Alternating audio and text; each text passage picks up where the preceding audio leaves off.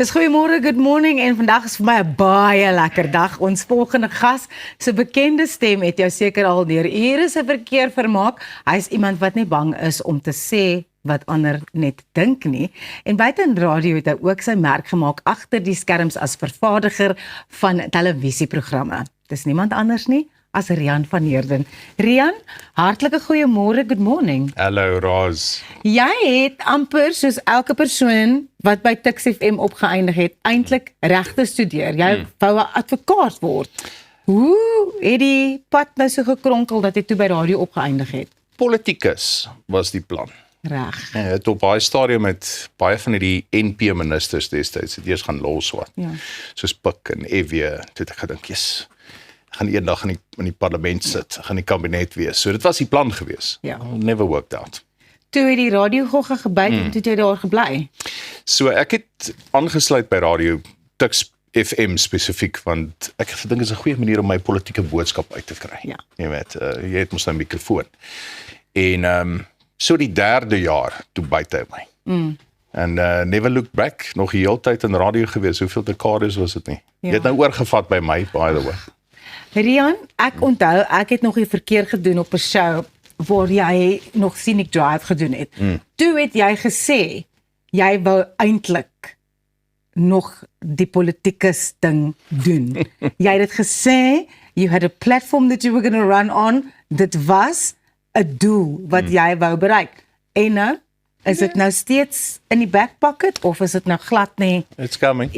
Dit kom nog. Ja. Die vorige verkiesing was dit net chaos geweest. Ja. Omdat elke tweede ou het 'n party begin. Precies. So ek het gevoel dis heeltemal te chaoties, daar's te veel opsies. So laat Suid-Afrika homself net so 'n bietjie uitwoed en dan al is dit net ek, Roos. Al is dit net ek wat daar staan. Maar ek gaan dit verseker doen. Ja, want jy's ook iemand wat nie net sê as iets verkeerd is nie, jy wil ook deel wees van die oplossing daarvoor. En ek dink dit is hoekom baie mense so aanklank vind by die goed wat jy sê op jou televisieprogramme, op jou radioprogramme, because it's not just talk the talk, you also walk the walk. Jy het so 'n groot aandeel in, ek kan nie eers vir jou sê hoeveel radiomense se loopbane nie. Selfs Rob Forbes wat saam met my werk op The Drive with Rob and Roz. Jy het hom aangestel. Ja. Daar is mense soos ons vervaardiger Wayne wat ook onder jou tutelage, is die mooi Engelse woord, geswat het daar by Tuks FM, because dit was die grootste leerskool vir soveel radiomense. Hoekom was dit vir jou belangrik om daai vaardighede wat jy geleer het ook vir ander mense aan te gee? Nou, ek kan nou vir jou sê die gelukkigste tyd in my lewe was toe ek daar was by Tuks FM was en die geleentheid gehad het om jong studente op te lei. Daar's geen groter kick in die lewe as om wat jy geleer het te kan oordra na die volgende generasie toe nie. En te sien hoe maak hulle foute, ja, maar ook om te sien hoe hulle floreer. Dit is amazing om terug te kyk en te sien, soveel van hierdie kids is nou deesdae baie prominente radioposisies reg deur die land.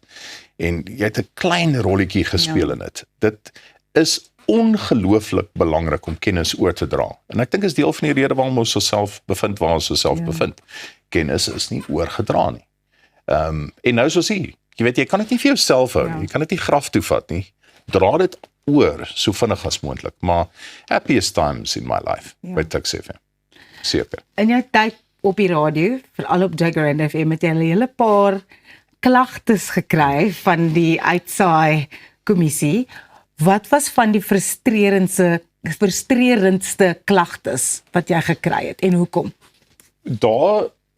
Ek het destyds, toe ek by Grieke gewerk het in 'n supermark, het my Griekse baas vir my eendag gesê, you know Ryan, hy kon nie sê Rian, hy sê, you know Ryan, people they complain about anything, you won't believe what they will complain about. Maar iemand het een keer daar gekla oor die cheese buns wat te warm was.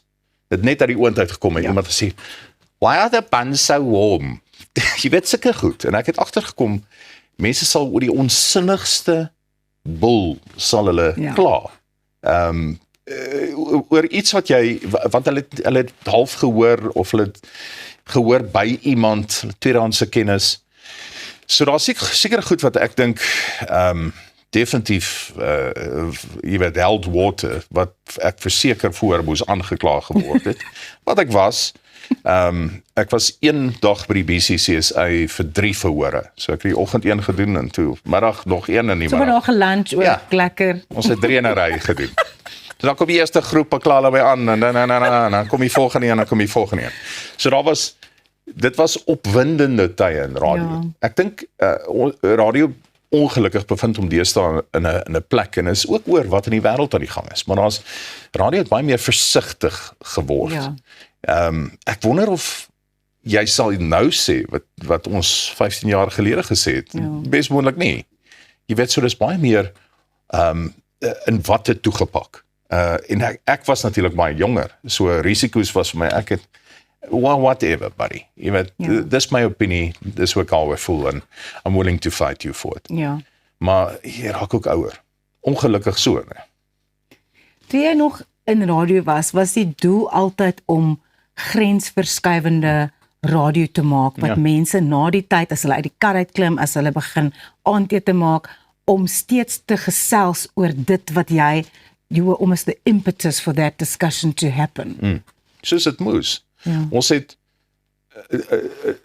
as jy terugdink aan hoe anders dinge was in 2012, toe ek begin het op Jacaranda, dinge was anders gewees, en alhoewel mense nie daaroor dink nie, baie dinge kan verander in 'n dekade.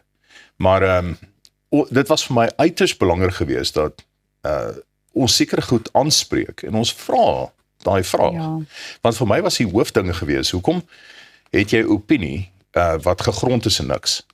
Maak seker dat jy het jou feite. Why are you of that opinion? Verduidelik net vir my hoekom jy so voel. Ja. So ons het hierdie ding gedoen, 5 calls, 6 rol in die oggend. En dan bel die mense ons nou in. En dan ek het baie die foon net so neergesit. Jy's 'n idioot. It's no need to talk to you. So ek het baie kere net ophou praat met mense en dan vat ek die volgende oproep. Ja. So mense het nooit geweet hoe hulle moet voel oor my nie. Moet hulle my haat, moet hulle hou van my, en ek was altyd so in die middel gewees, soos dit moet wees in die uitsaaiwese. Maar dat dit uiters belangrik was vir my dat jy jou opinie kon verdedig. Maak nie saak wat jou opinie is nie, but you need to be able to back it up. En dis wat ek probeer in die tyd dat ek al was, en so ek sê ek het geweldige moeilikheid gekry daaroor. Maar ek moet sekere vrae vra en mense uitdaag. En ek doen dit seker nog steeds op 'n sekere manier. Yeah. I don't remember who this quote was by, but it was around the time of those French philosophers. I might not like what you say, but I will defend to the death your right to say it. Presies. En dit is hoe dit is. Provocative content for TV. Julle maak programme waaroor mense praat en hulle kyk dit weer en dan praat hulle nou weer. Het jy uitgegaan om jou siening in terme van die radio te translate tot die televisieprogramme wat jy nou vervaardig? Ek het Liz Meyering het eendag vir my gesê, you're a maverick.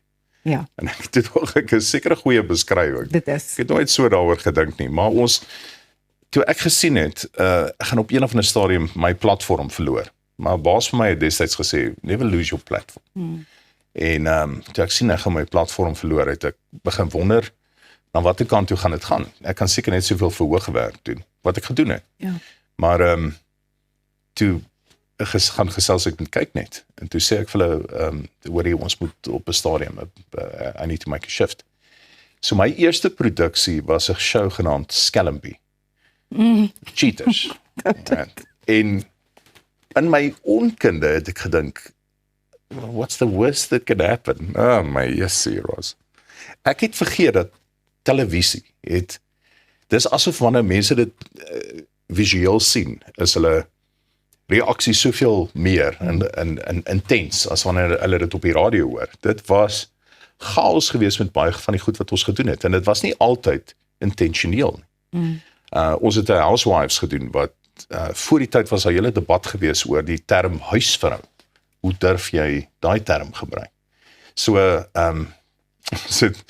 ons het 'n verskeidenheid van shows gedoen wat ongelooflike reaksie uitgelok het, maar om jou vraag te beantwoord, dit was nie altyd doelbewus nie.